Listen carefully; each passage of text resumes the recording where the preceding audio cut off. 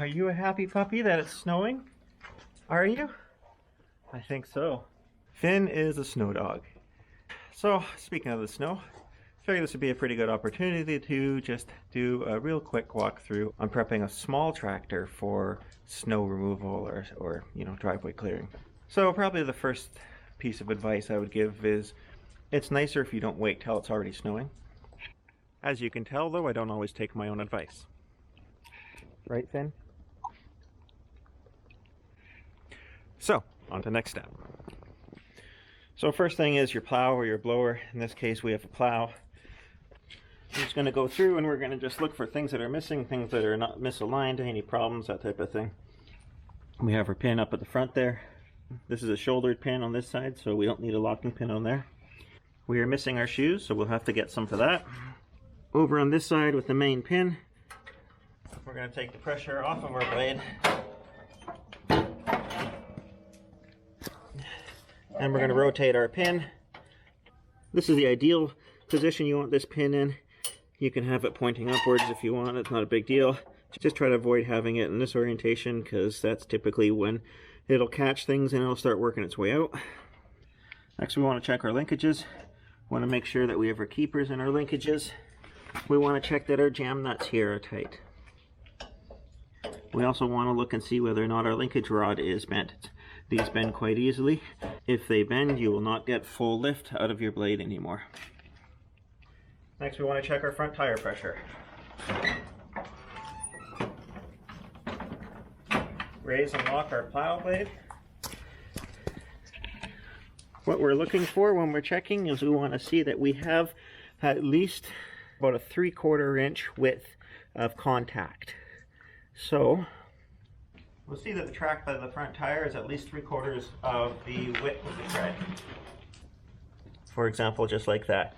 So you can see that we are getting traction all the way out from corner to corner. This tire, on the other hand, is too low. We can see there's just too much squish in it. So we're going to give that some air.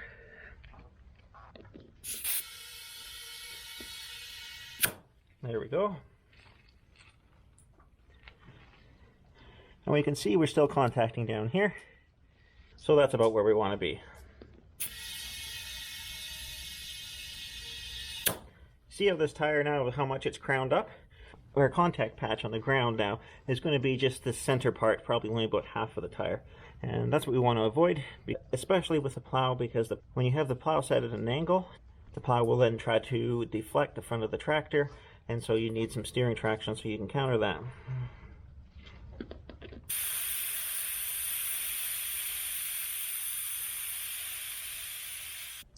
And that's about where we want to be. We'll use a low range air gauge, and just to give you an idea what we're at 11 psi.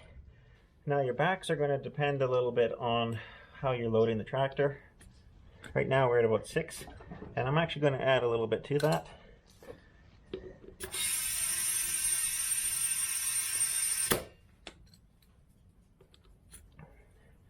And there we are at about 10.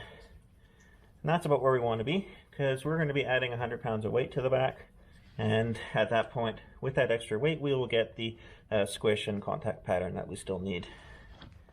Of course, we want to check our lights. Both are doing good. There's no moisture inside the lenses that we need to worry about. Next, we're going to put some chains on this. Chains are probably one of the biggest improvements you can do. Your best bang for your buck. Now there's a couple of ways you can put chains on. You can put them on the hard way or one of the easy ways. I'm going to show you 2 different ways, both which would fall in the easy category. And we just lost power, so I think it might be a little bit darker now in the video than I would have hoped, but hopefully here there's enough daylight you'll be able to see. I'll try to brighten it up a little bit in post, we'll see. So first easy method, just use a floor jack.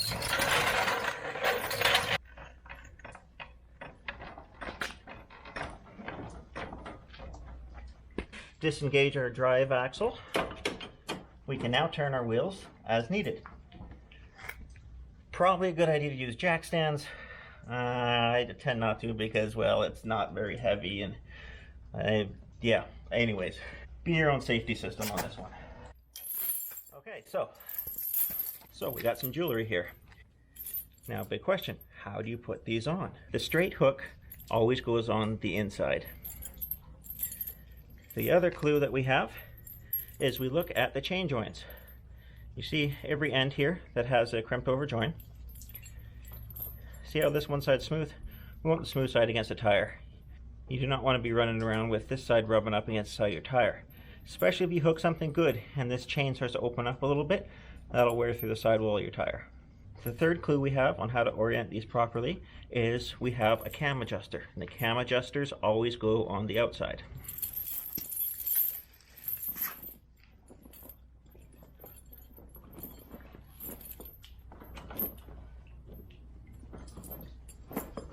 Because our tractor's in neutral, it's really quite easy just to fit these up. So now I'm grabbing this front link and I'm helping it around. I'm making sure that this is not looped through. There's no twist right here. See how this is straight? You can have it in this orientation, but have this turned around once, and you'll know that because you'll see this will be twisted. It'll be kind of trying to bind up. And then we're going to hook it on the appropriate side. And generally you want this a little tighter than you think you should have it. Now on this side, and generally we want these about as tight as our little monkey fingers can get them done up. There's a lot of squish in turf tires. So you can see now in this case how loose we are. What we really need to do is we need to take a link out of these. Okay, this here is a chain tool. And what we need to do is we need to open up this link, move it over one.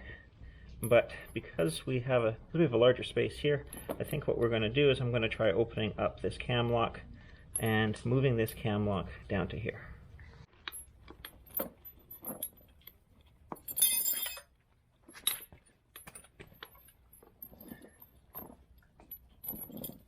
Of course, what we do to one side, we should do to the other. We have enough light to show this.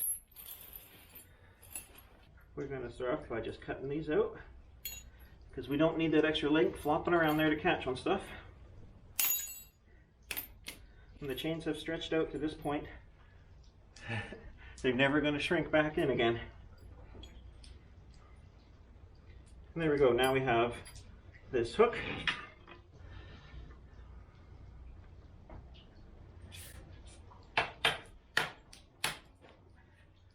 There we go. Now we've opened up our hook.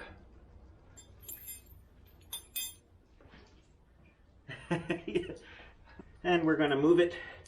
We're going to make sure we put our tie in for our cross link below it so that this is not pulling against that cross link all the time. We're going to insert it and crimp it.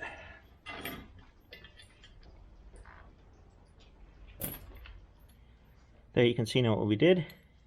There's still lots of room for this cross link to be in here. Well, the trees are dropping like flies. There's still lots of room for this cross link, so we don't have to worry about binding. If we end up taking another one out, we will take this cross link out. So I'm going to get the rest of those shortened up, and then we'll carry back on with our video.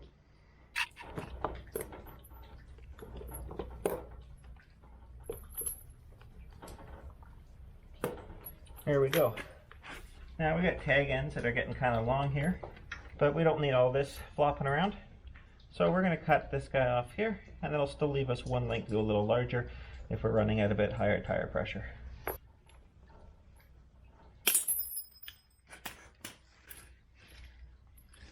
There we go. We're in business. Alright, now for our other easy way. By laying these out. It's really important with this way that we make sure we have no twists in here before we get too far. That all looks good. Then somewhere just back from the middle point, so maybe right around here. We're going to put a block of wood We're going to back the tractor up onto that, and then we'll be able to put our chains on fairly easily.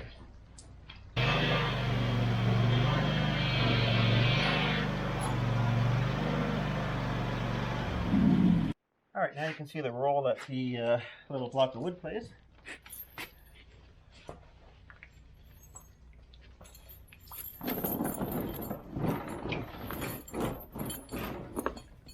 We drape our jewelry over.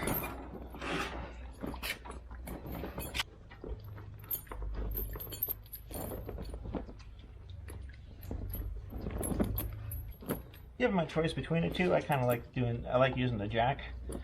It's just a little bit faster. It's nice being able to rotate your tires around. There we go.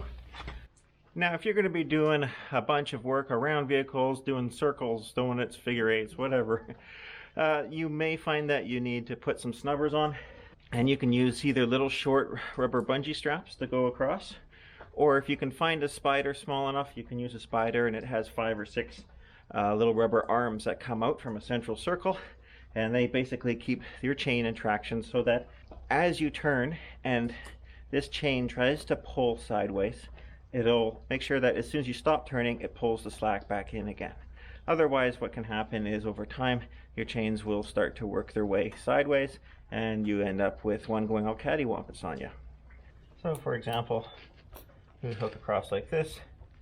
Now this bungee here is a little bit long because these are quite small tires. What we can do if we need to is we can hook up in here and then go down in there. But we want to really make sure that at no times do we have the ends of these bungees pointing into the tires. We always want to try to hook from the inside so that these point out.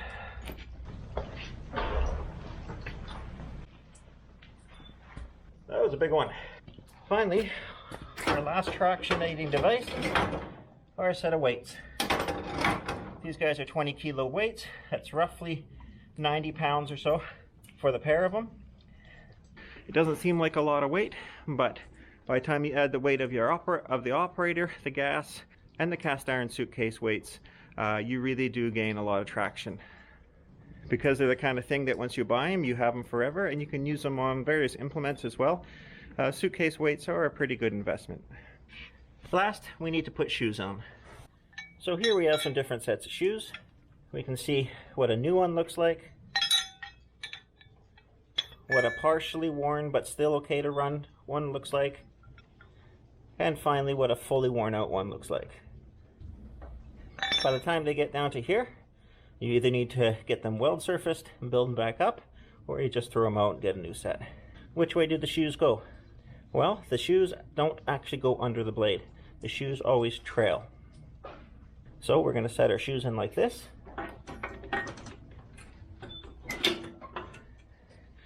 So now what you could do is you could count the holes on each shoe and put each side on the same hole. But if you're on a flat level piece of ground, there's a better way to do it. One that takes into account any type of twist that you might have in your front subframe assembly, the blade mount, or the blade itself. So what we do is we start by installing a shoe on each side, but don't put your pins in yet. Instead, use a spacer of however much lift you want the blade off the ground. In our case, we need the blade to be quite close, otherwise the last final little layer turns into ice. Place the spacer down. We're going to drop our blade now.